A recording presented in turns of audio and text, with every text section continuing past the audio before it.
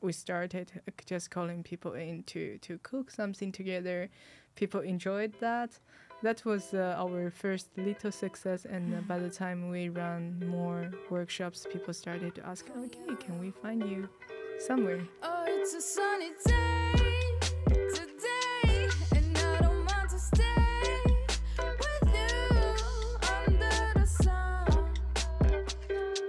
Oh, under the sun. Hello everyone and welcome to the 7th episode of Radio Turku. Today we have two guests who are going to tell you a bit about food and food industry in Finland because they are both studying and working here. You have your hosts with you, Noemi and Simon, and I'm very excited about this episode because food is some of the most amazing thing in the world. Agreed. So can you present yourself briefly first, Yiran? All right. Hello, everyone. So I'm Yiran. I always say Yiran like the country. And currently with my husband, we're running a gastronomy experience company here in Turku. One of our most recent projects is our Bentå food truck. And we also do catering and gastronomy workshops to teach people how to cook here in Turku. So it's both tasting and cooking. Yeah. Okay. Yeah. And I saw you had this tasting session. How is it organized? Do you have different types of food that you taste? Or? Yeah, they usually go by themes. For instance, recently we had two related to Chinese vegan eating history, and another one is about Chinese spices. The thing is that when we go to a restaurant and we eat, nobody explains us what we are eating and why we are eating like this. So we try to cover that gap with our business. Okay, so you explain where the food comes from, the history. Exactly. That's amazing. It's actually a simple idea, but no one really think of it. I think I've only seen it in the series when people explain what they're eating or something. Yeah, and in a way that both us, we're Chinese, but we grew up in Spain and in UAE. So we experienced a lot, telling people about our food in general, and to see we witnesses many people how they can connect through food. So in a way that food for us is more like a mean to connect people and good memories. That's why we are so passionate about our business, and in a way that even in our daily practices we try to use local produce and to make people to see that actually Finnish ingredient can have a different way to interpret. So that's how we are trying to deliver our value to the Finnish market. So who is cooking when you are working? I'm the ideal generator, and mainly Ronnie, my husband, is cooking. Okay. Yeah. Actually, it's a bit funny. So in our family, I'm the theoretical part. My background, I'm a chemical engineer. I worked in the food industry back then in Spain. And then he is a professional kind of hotelier in hospitality management. And he worked for really nice kind of hotels and restaurants back there in Dubai. So we brought a bit fancier stuff that we learned there and to deliver it here. Yeah, you really have both very diverse training, so to speak, and the diverse influences, and that's such a mix, must give a great result. But super professional at the same time. And I guess coming from Dubai, a country I think that works a lot on how to show things, how to present them in the best way. So I guess the marketing side is also really developed. Now, Dzmitry, can you present yourself? Yes. So my name is Dzmitry, and I come from a lot of different backgrounds. And right now, I am a master's student in the master's degree program in food development at the University of Turku. I would also say I'm a food enthusiast, a really big one, because I am a wannabe or a soon-to-be baker, patissier. In two cafes, hopefully, fingers crossed. And but in the moment I'm finishing my marketing internship at the university as well. And that's about it. Yeah, also doing some stuff for human rights. So I have a few questions that I asked you to prepare. And to start with, Simon, you can listen and think about your own answer. Did Because as Simon French use the people, we can questions? maybe develop also I mean, food is so... I love food. So I can say I love If cooking. that's the question. I love cooking. I've been developing an idea with some friends about Frenchifying some Finnish food. So Oh my God. there's Put been more some- cheese some inside. brainstorming about that. Puunajuuri gratin. We also thought about leipäjuusto flambé, Flambe. Oh, my But it is God. already Very kind good. of flambé. but not Yeah, with but rum. with alcohol. Okay. You forgot the best part. Right. I had a small question for you. As food specialist from other country, what is your favorite Finnish food, and what do you think could be added to it to make it even better?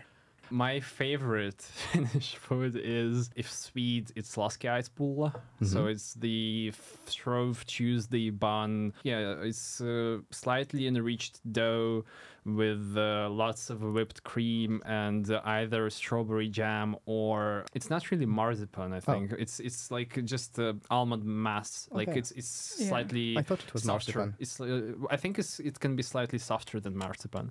So it's that, and I have no idea really how to make it better. It's perfect for me. Okay, I, but not necessarily better, but different in Salt.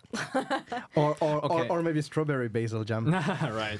But I can mention the thing I did change a bit, which is tippaleipä, the funnel cake. So I don't know how to explain this. It's you just have to see it. It's a vappu thing, Yeah, right? the vappu, the pastry that's served usually on the 1st of May. So it's technically just strings of fried dough in the shape of a nest.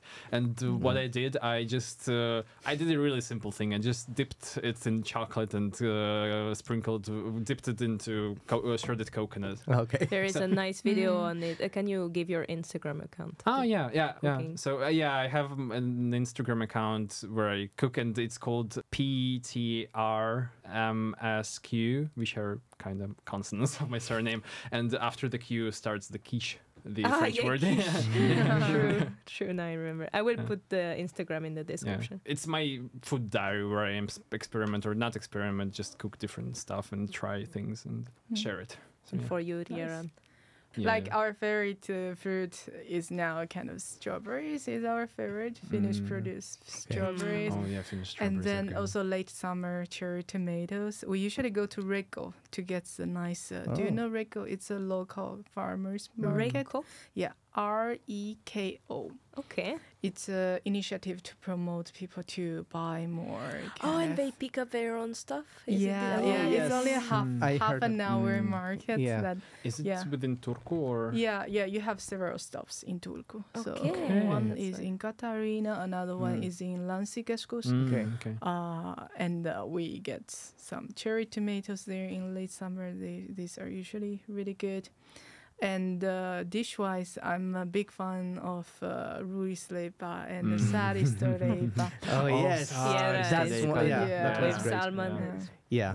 Yeah. And also kind of I was even kind of trying to bake it when I was living in Dubai. That was really hard because there is too hot to bake this kind of dish. Yeah, but I achieved a couple of times, so it was great. And I mean, the bread itself is good, and sometimes we just put some fish and chips, so this kind of twist with it, and it's really nice. Dairy. Yes. Actually, I use lots of rye flour to feed my sourdough starter. Yeah. Okay. It's actually really good to revive the sourdough, keep it for baking. Okay. It's excellent. And for Simon, we understood the leipäjuusto flambe. Yeah.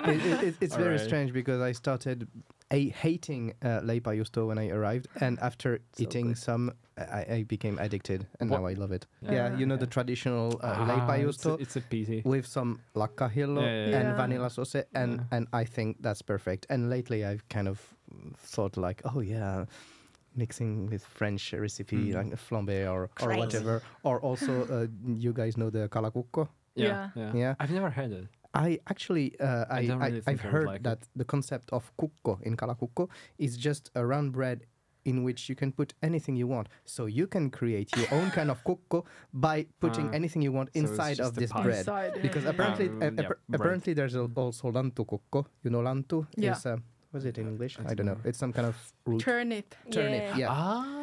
You can do a kalakukko with turnip instead of kala, instead of fish. Okay. And so, yeah, get creative, people, and put whatever you want into that big bread thing. And Yeah. We also like, for instance, this piragas thing. yes. yes. Those are Mm. really nice. That's Yeah. my midnight dish when I'm doing it. Okay. so good. I, by the way, featured the cake with featured the lepa used in the cake, which you can also see on Instagram. Oh. So I asked you to prepare.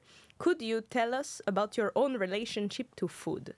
What does food represent and mean to you? Who wants Maybe to Dzmitry start? can Okay. start. It's very difficult to grasp because, just as Yiran said before, I think food has transgressed all the borders of what it could be for me. I don't really see it just as a nourishment or anything. It can be a gift. It can be a weapon. It can be literally. I mean, yeah. Why not? Or I mean, just the social aspect or the social importance of food is Yeah. probably the part that I cherish the most because my whole passion for cooking and baking in particular started with me thinking of what I could give to my mom as presents because I Aw. was way too old to, do some handcrafts. Give the noodle necklace. Too late, too late. Yeah, exactly. So I thought, okay, my mom doesn't want me to buy anything to her because it would be out of my pocket money that she had given to me. So I was thinking what I could do instead, and that's how I came to cooking and baking. Boiling the noodles. yeah, not just make before you make a necklace, you should boil the noodles. I love food. I love gathering people around, cooking together, just tasting something, or presenting something to my friends, or giving my sweets and things to my friends, or just to people as an acknowledgement, or as a gesture of appreciation, or a gesture of being thankful for something. So yeah, I think it's just a lot of things, and I also like to dig into the history a bit and to maybe check how our relations with food have changed a bit, like food anthropology. And I haven't really done a lot of that yet, but when I have more free time, I hope that I will have it sometime. I would really love to actually read about the anthropology of how us and the concept of food have changed over time, because I know that there are some really good works about that. Yeah. We totally agree with you at our family, because we think food is more like a mean, or let's say a box, a channel that can connect people with good memories. If we taste something that's familiar, Oh yes. that we had with someone, with the food, it's always kind of, that was the thing that I had Yeah. with someone. Yeah, the link is immediate. Yeah. Like, it's not like Yeah. seeing something or hearing something. I think In France, we Someone call has it to cue the post. yeah, exactly. The Madeleine de Madeleine de Proust. Proust. I think it's actually because the nerves of the smell and taste things, they are directly connected to something in the brain. Yeah. Technically, it's just nerves coming to brain and Yeah. triggering neural Yeah. networks. Response, and- responses. And there are actually some microbes in our stomach that will make us very kind of craving for certain kind of food from our childhood or some special locations. Okay. Simon, did you have an idea about this? Oh, What yeah. food represents? I'm just only going to repeat what they said because Okay. Yeah, yeah, we've said it food is all. emotion, and I'm going to be super original here. But when I think of food and about cooking, I immediately think about my grandmother, as a lot of people. It's Of either your course, mother why or your not? grandmother. Yeah. Yeah, because I grew up in the countryside. Most of my time was spent at my grandparents' farm in the middle of the countryside, in the middle of nowhere. So of course, all we would eat were like super Local. local. Yeah, not local Like as in garden your product. garden. Yeah, everything we cooked was coming from the Farm five to meters. table. Yes, yeah, exactly. yeah. And only like a lot of vegetables and cooked in different way, and like good old French grandma food. And so I got Really fat. Yeah, Butter. I got Exactly. I got so influenced by that's how I cook myself now, and I feel a bit sad actually when I see that most Finnish people are very much addicted to ready-made food. Yeah, it's and- true. and it's And a bit- protein stuff.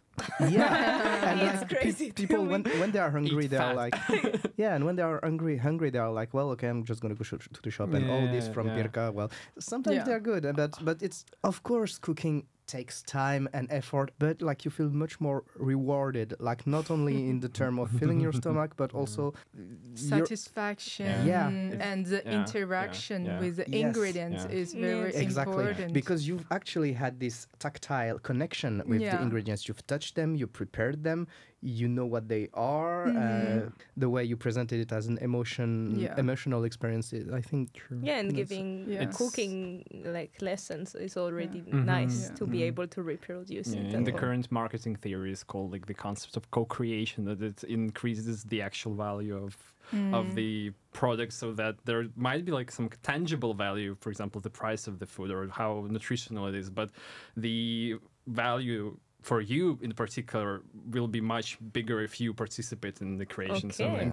it's used in a lot of different fields, like tourism as well, or other. like IKEA. Yeah, exactly, IKEA. Yeah. They exploit us. And so you call it co-creation. Yeah, co-creation. Well, I mean, some people, I don't remember who exactly coined the term. Yeah. I had a last remark about food because recently I have an anecdote. I participated to a competition where I had to respect a diet to be a certain weight, and I was still too heavy to participate, so I was about to get eliminated, and not to be eliminated, I didn't eat the day before and I didn't drink. First time of my life that I'm doing this because I love to eat also.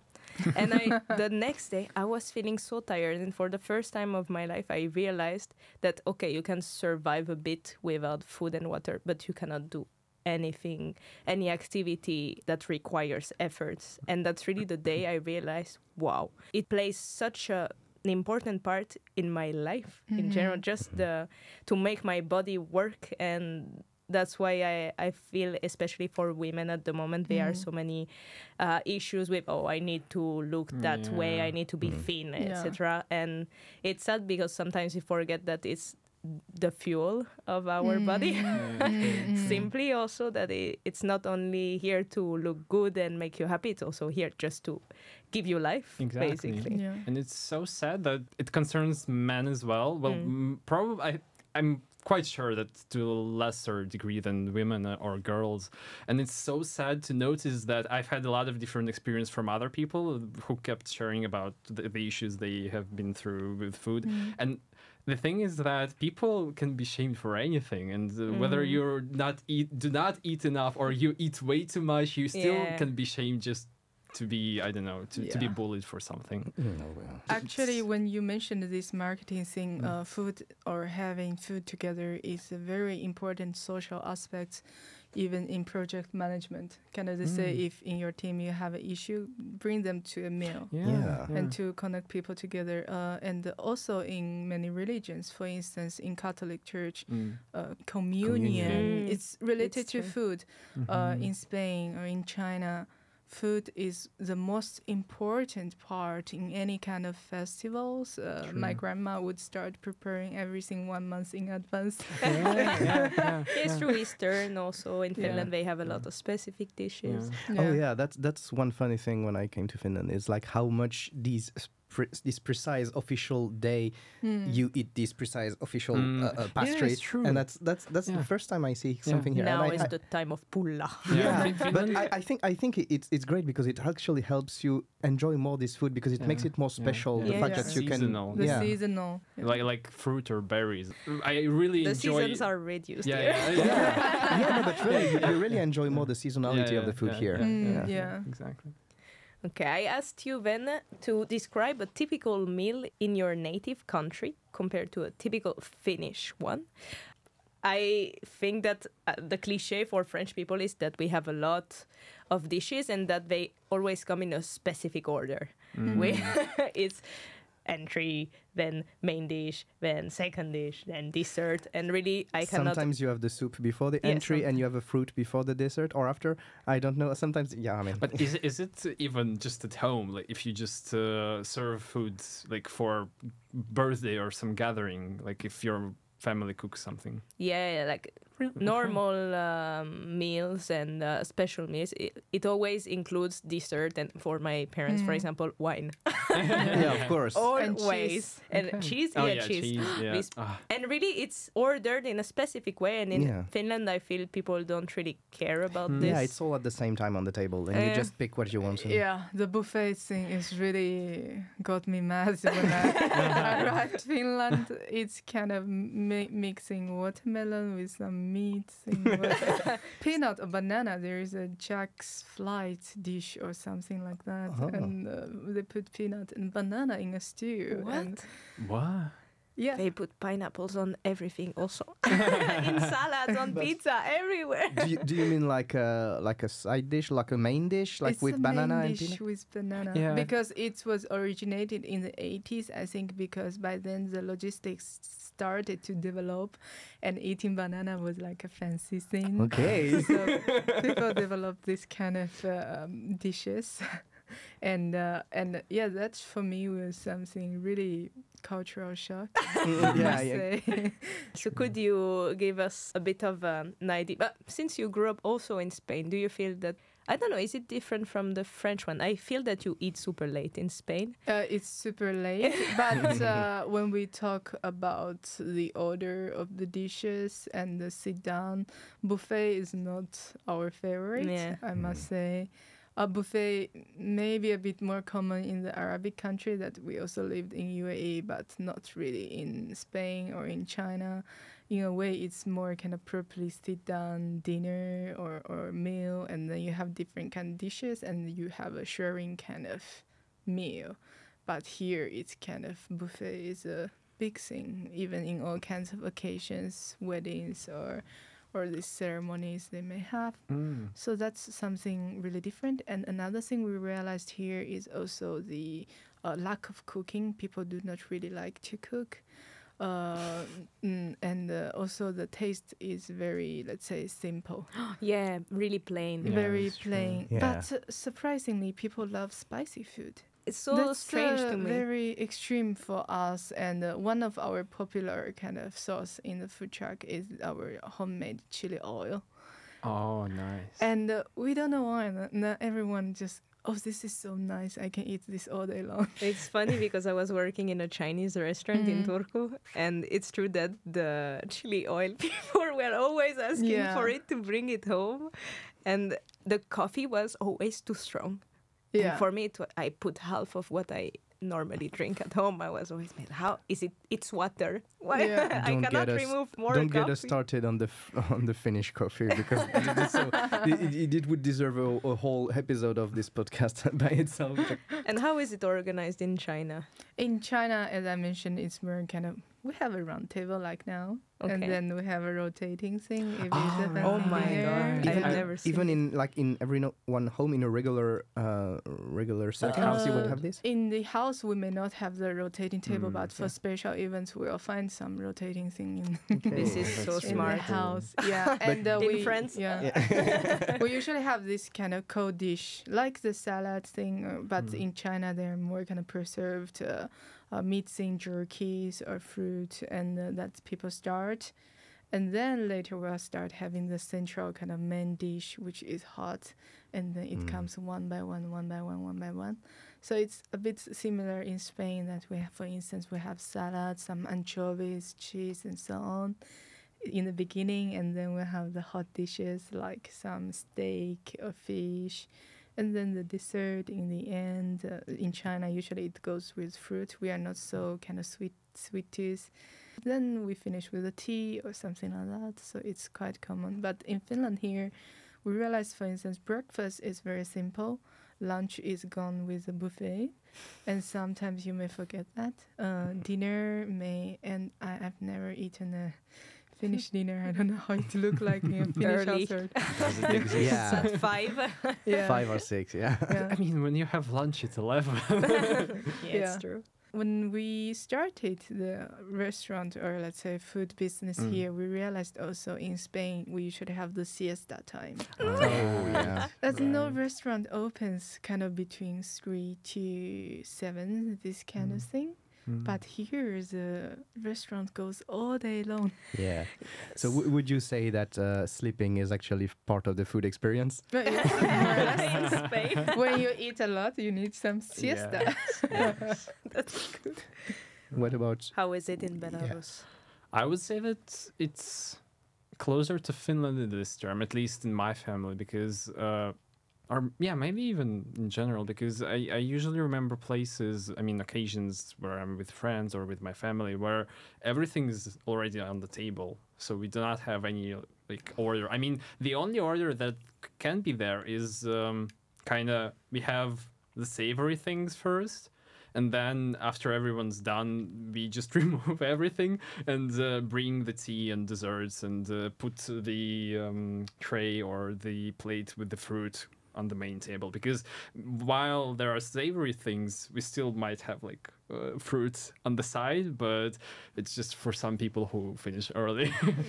So yeah, and I also realized that soup, at least in my family, is not really a thing for any occasions. It's like just the thing we would eat normally. But if it's any festivity or any celebration, I don't remember any soup being present there. Oh, that's I would have expected generally northern and eastern European country would have this soup thing. I mean, we eat a lot of soups, but we just eat them in regular like routine life. Okay, Not when it's like festive. Not for okay. celebration. Yeah. Okay, I Yeah. see. So I have a question now that we mentioned the order of the dishes. As food specialist, do you know or feel like the savory things taste better or different depending on if there is with it sweet things or before or after or such? Because one funny anecdote I have is that for a couple of years, my parents, with their friends, they organized this kind of regular weekly meeting every Saturday evening. The friends would meet. Every person would cook a dish without telling the other what it is. It could be a side dish, a main dish, entry, dessert, whatever. Oh, and the order then- would be random. And yeah, people would bring great. this all the dishes together, and then we would have a little basket, and we would put names on it and randomly pick them and eat the dish That's that this so person cool. made. Yes, I want to do that. And so sometimes we would start with the dessert, continue with the entry, and with the main dish and stuff like that. And it sounded weird, but it was actually kind of cool and very new to me to taste like the very sweet dessert thing before the main dish. So I wanted to ask you, specialist, do you know? do you know? Tell us the truth. Do you know if it was purely in my mind or stuff, or does it really affect? I cannot say whether it's enhanced, like makes it better or worse, but I know that, yeah, of course, it definitely affects it because technically our sensory evaluation of food depends on ton of things like lighting, noise. Lighting? Yeah, exactly. Lighting can affect it as wow. well, or what we're thinking at the moment, our mood, or whatever. The order, or kind of whether you have drunk water before or haven't. Usually, when there is some professional sensory evaluation of different foods, you should drink some water before each sample so that you kind of wash your palate. Well, it's like I think it's something. But have you ever tasted anything that's kind of sweet and salty at the same time, like melon con jamón? What? That's Watermelon with ham, or not watermelon. Like the melon with the Melon, yeah, ham, yeah. the spice. We do it all yeah, the time. yeah. In France, that's a thing. Yeah, do you have the same? With Porto, Yes, with Porto. with port wine. Yeah, and also, for instance, in Arabic dish, they have one that comes with this granite fruit that's kind of red and sweet, and they use it as a salad. So I think there yes. are certain kind of combinations that really works. Yeah. the salt when you bake any kind of Yeah, cake. it Mm. enhances give the a- sweetness. It enhances the sweetness. Ah, okay. In China, there are even some soups that people make with fruits, Mm. and at the same time they put a pinch of salt. Yeah, It yeah. can enhance the sweetness, or vice versa. I think the texture combination matters a lot. Yeah. Maybe more than Yeah. Everyone thanks Yiran for this tip. Generally, the diversity in the meal is good. You have to have different tastes and textures to make it kind of Yeah. stimulating. Yeah. To make Food it- is make very you interesting. sensorial, Yeah. like what you see, what you see. smell, what you touch. It's very kind of really the whole combination. I always say it's like an orchestra. Yeah, Yes. it's You true. have to make Yeah. And it you're the come together. conductor. You're the conductor, and you say who goes first and when and where. And Now I really see Ratatouille. I mean, Ratatouille was a great movie to introduce people to some food concepts and such. I think. Yeah, it Yeah, was really it- smartly made. It was a good movie. Yeah. I have a last question for you, Mhm. which is what is the biggest challenge that you are facing in your work and what is the most rewarding part of it? Because you are both working in Finland. Mhm. In your case, Dmitry, it's going to be more about how you study food because I heard you had some projects with jam. I have been tested guinea pig. Yeah. Guinea pig. Yeah, guinea pig is a lab animal to take. Yeah, I know, but guinea pig with jam, you said? Yeah. Jam. Yeah. I've eaten a Oh. lot of different jams. So maybe, Yiran, you can tell us a bit more about the kind of experiences you offer and how the Finnish people react to them. Yeah, just tell more about how you started the food truck as well, because I'm really interested. Actually, the food and beverage business is more like my husband part, and I used to be more like food enthusiast. I used to do blogging related to gastronomy since high school. That's the- Okay. That was the furthest place that I went with food, and of course, I also hobby-wise I do sourdough baking and so on. So in a way that I always loved with the food, but since after we moved to Finland, we realized that there's still a bit market that we can get in. It's really kind of, we feel people have this hungry with food, quality food and food with good story. Yeah, that's what I feel as So well. we decided first, actually the food truck is already our third pivot of the business. We started first, we wanted to do Horeca consulting, helping the companies to develop their recipes and menus and service. We see that the service here in Finland is not very developed compared to Southern Europe, for instance, hospitality-wise. We thought maybe we could do something there. We felt most of our customer in that business came from outside of Finland.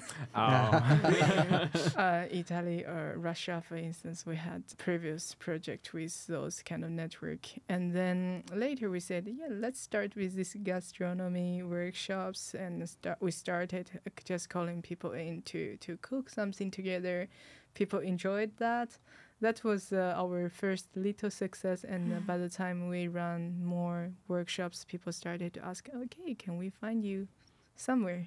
In my Uh, truck. Then So that's when you started started the thinking truck. of- We started thinking about truck because Ronnie had experience in Dubai running a food truck that wherever the truck went, people would just purchase the truck over there.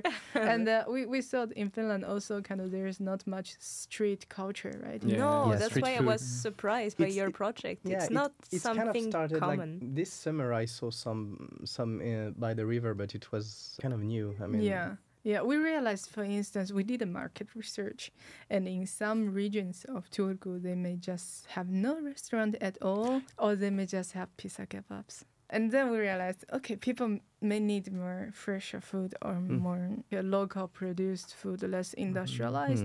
In special those areas. Then we started to talk then with some supermarket, and then can we stop by? And then we started going to the events. And that's how we are now. And soon we may be launching our own kind of sauces to the supermarket for people to, it's like the IKEA idea to lower the Asian cooking barrier.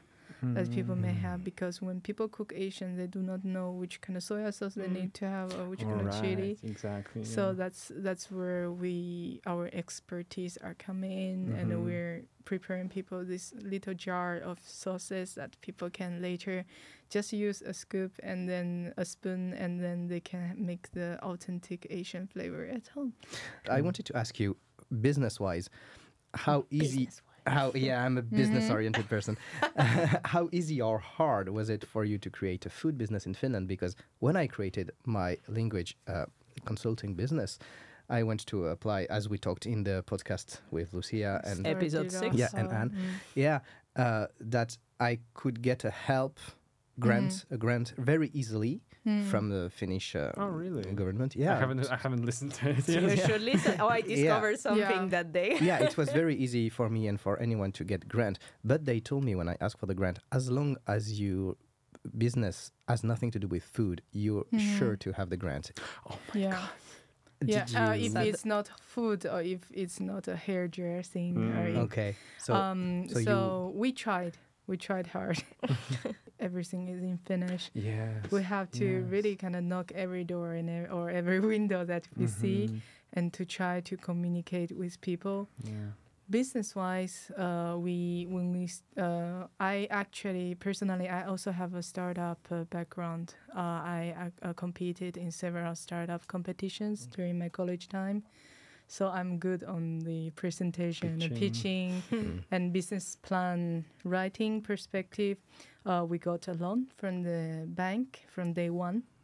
And that's how we kicked off. And of course, now if we are starting to pivoting more towards industrialized food or like food preservation business, I'm sure we will find a bit more funding resources compared to a restaurant, in a way that in the restaurant they are not giving you the grant because you can have constant cash flow. And what really helped us a little bit is more kind of from our partners and our networks. We are constantly, let's say, active. yeah. So searching for projects here and there. I think I'm also kind of doing my research in ecosystems, because business ecosystems, and I realized the synergy, how the interdisciplinary kind of sectors would work together. Kind of our closest partners nowadays are mushroom farm in Salo, venue owners, and also the wholesalers for equipment or supplies, and event organizers. So in a way that we are trying to expand ourselves. Of course, it's only our first year of business. It takes time to kind of settle and to expand. Yeah. It sounds like a lot of work and a lot of things done Yes. for just within 1 year even. It's not an easy thing, but I would say that we are more like a startup rather than food business. Okay. Yeah. Kind of makes me think of what you say about how people here really want to know where their food come from, what it is, what it looks like. I would say kind of Finnish society is most conscious about the impact they can make on the time of eating or consumption. Like the reason of eating local is also more sustainable. And it's also kind of, let's say, more seasonal, like we were saying. So in a way that we try to get our meat local. Actually, supply was also another issue that we're facing here. Like, it's quite difficult to get things. For instance, the price of local produce sometimes is 3 or 4 times more expensive than Classic. yeah. So it's there are barriers, and we try to show our value and try to create values through our capacities. Yeah. But I think it's already impressive what you have you. built up. And when I checked the website or your Instagram page, I saw you where it looks appetizing. Thank you. I'm Yeah, a I bit have to excited check it about as well. checking this in real. I have a question for Dzmitry, for Dima. Yes. You said that you started your study as in microbiology. Back at home, yeah. Yeah, but how much do you connect microbiology with food? Because it's kind of linked. Earlier, Yiran told about our gut bacteria and how they can affect our taste. Some people say that our taste for food is literally controlled. So do you think that your background as a microbiologist was useful or not? Yeah, of course, because I did know about this. Yeah, I think it's called gut-brain axis, meaning that the connections between the gut microbiome and the brain are way tighter and way more developed than people have thought up until, I don't know, 2010s. Also, the difficult thing is that it's quite difficult to research that and to understand the connections because, well, we are complex systems, microbiomes are complex systems, and everyone has their own individual sets of microorganisms in themselves. So that all makes it quite complicated. But I would say that I think my microbiology background maybe did not give me that much of theoretical knowledge for my current degree. Well, besides some of the things I know about human anatomy and, human microbiome and such.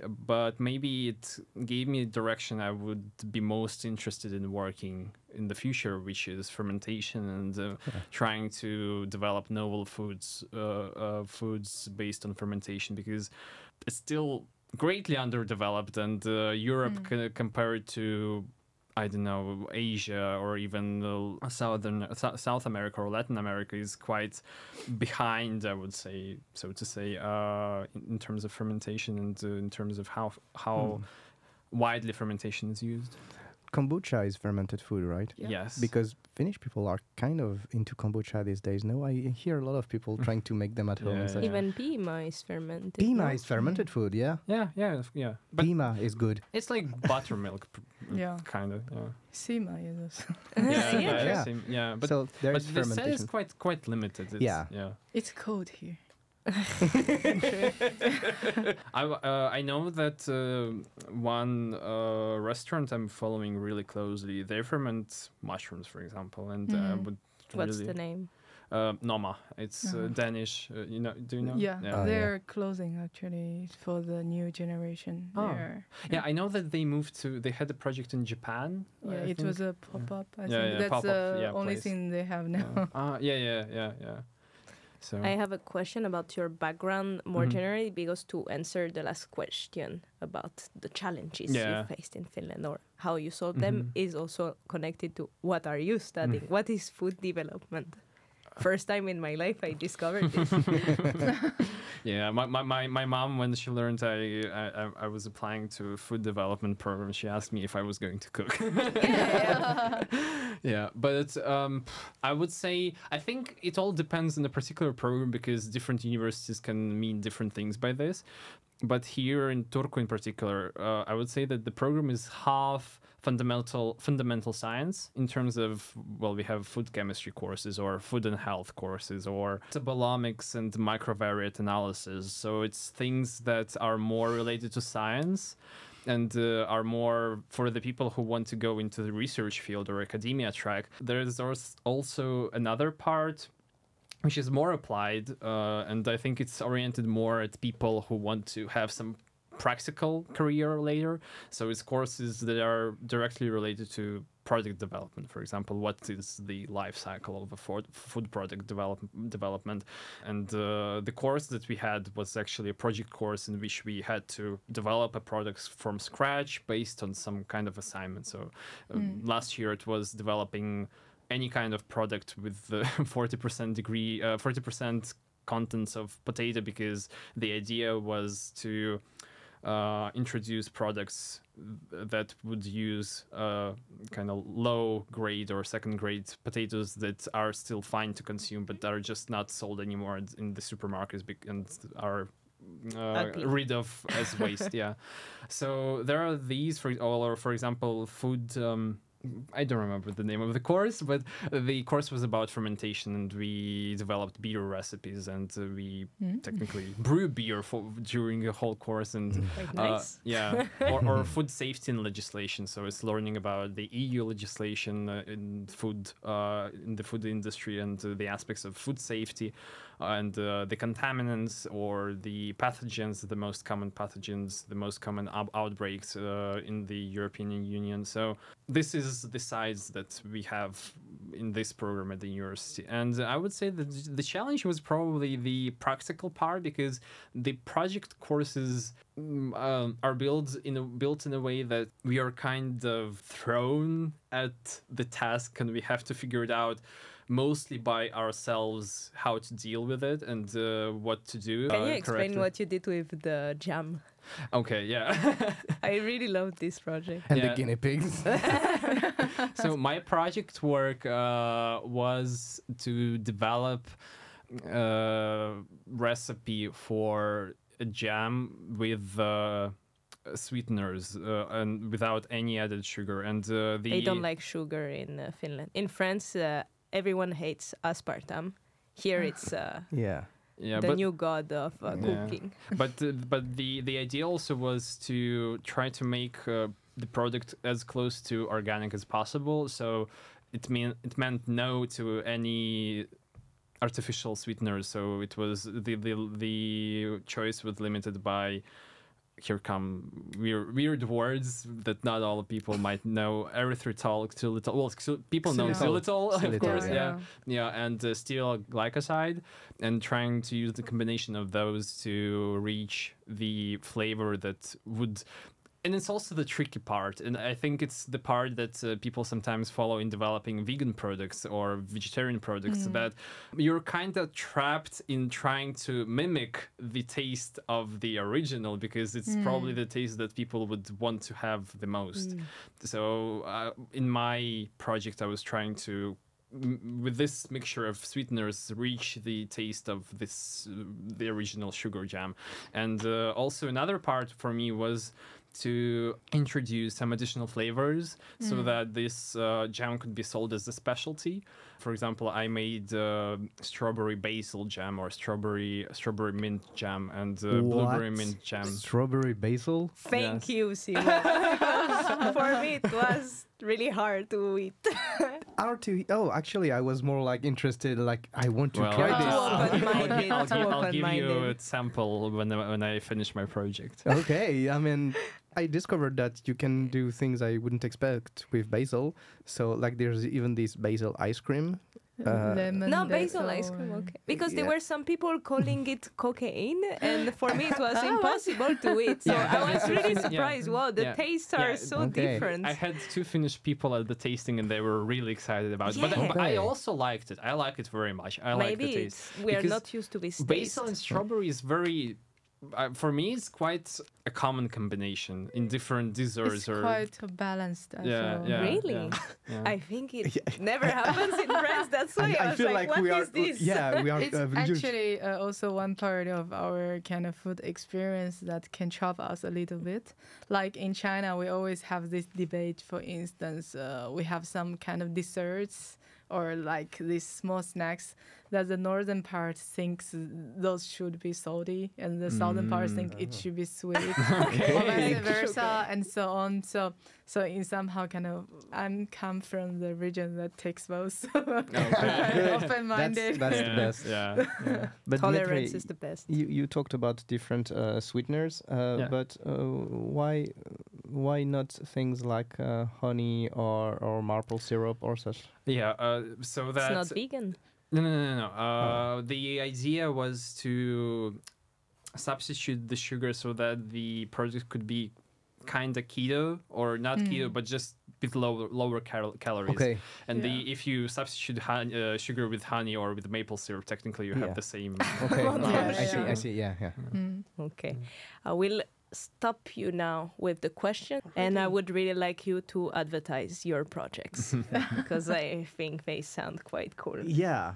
Definitely. So maybe we can start with the closest one, which is Okay. Dzmitry, coming Yeah. on Sunday, normally this episode should be released on Sunday Ish. afternoon, so just during your events. Well, if it's going to be a recurring event, so Yeah, exactly. there's going to be another one in September sometime. So I'm doing. How to advertise it? So I'm doing a gathering each month in Kirja Kahvila. Well, this time it's going to be on Sunday, August 27th from 3 to 9 in the afternoon or evening. And I'm going to talk about the situation in Belarus, the political situation, and how many political prisoners there are now, and what's the current status of the people in the country and the current status of the regime. Also doing some things to support the people that are in the country at the moment. And how it is related to food. It is related to food in terms of me bringing a lot of different pastries and sweets and other things to the cafe. And if you come there on Sunday, you will be able to just buy anything you want for a donation with the minimum price, and you can just technically donate what you want and get some nice sweets and enjoy a cup of coffee and enjoy the company of other people in a nice Sunday afternoon. Is it going to be every Sunday?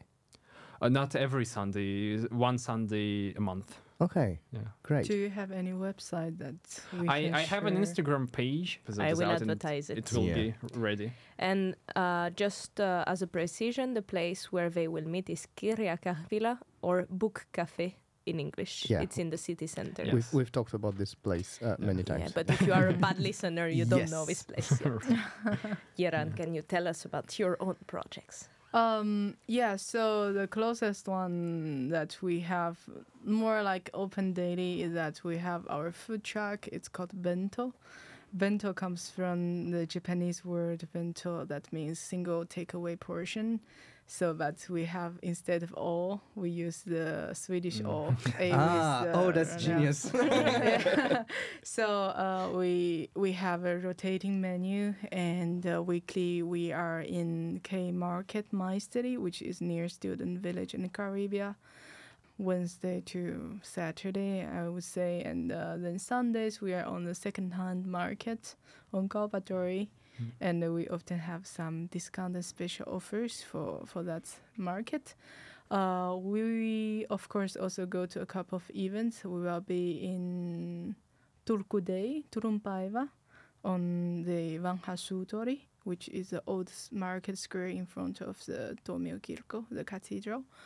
And then another, we are also kind of closing some partnerships, so stay tuned with our Instagram, where we will try to pop up around the city and in different nice places. And then another event that's also coming up soon is on Monday. We're going to pitch for Hylypaikka. So that's an open event. If you want, you can also look it up. Go encourage Bentå. Yeah. Yeah, Thank Bentå. you. Be cheerleaders. Food. Yeah. With noodles, pop. Boiled ones. Oh, it works like Yeah. that. Well, thank you all for participating. I think we got a lot of new ideas Thank and you very inspiration and places to go to eat. Yeah. Yeah. Thank you. Talking Bye. about Thank you so much. Thank It's a you. sunny day.